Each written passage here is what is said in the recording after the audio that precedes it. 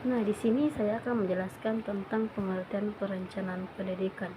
Nah, di mana perencanaan pendidikan adalah proses penentuan tujuan atau sasaran yang hendak dicapai dan menetapkan jalan itu efisiensi dan seefektif mungkin. Nah, perencanaan sering disebut jembatan yang menghubungkan kesenjangan atau jurang antara keadaan masa kini yang akan datang. Dengan demikian, perencanaan yang baik memperhatikan sifat-sifat kondisi yang akan datang, di mana keputusan efektif dilaksanakan. Yang kedua itu tujuan perencanaan pendidikan. Adapun tujuan perencanaan pendidikan yang pertama untuk standar pengawasan pola perilaku pelaksanaan pendidikan. Yang kedua untuk mengetahui kapan pelaksanaan perencanaan pendidikan itu berlaku dan bagaimana proses penyelesaian suatu kegiatan layanan pendidikan. Yang ketiga untuk mengetahui siapa saja yang terlibat struktur organisasinya dalam pelaksanaan program atau perencanaan pendidikan, baik aspek kualitas maupun kuantitasnya, dan baik menyangkut aspek akademik dan non-akademik.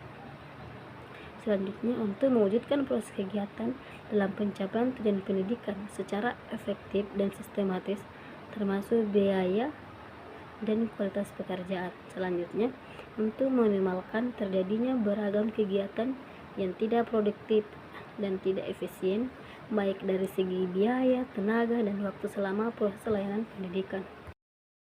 Nah, yang ketiga yaitu tahapan perencanaan pendidikan. Tahapan perencanaan pendidikan meliputi beberapa langkah yang sistematis dan rasional untuk mencapai tujuan pendidikan yang efektif dan efisien. Tahapan perencanaan pendidikan yang digunakan yang pertama itu mengumpulkan informasi dan analisis data, mengidentifikasi kebutuhan, mengidentifikasi tujuan dan prioritas, membentuk alternatif penyelesaian, perumusan kebijakan, parkiran, kebutuhan masa depan, perhitungan biaya, menetapkan sasaran, perumusan rencana, implementasi rencana, evaluasi rencana, dan revisi rencana. Adapun pendekatan perencanaan pendidikan yaitu pendekatan kebutuhan sosial, pendekatan ketenagakerjaan, pendekatan keefektifan biaya, pendekatan terpadu.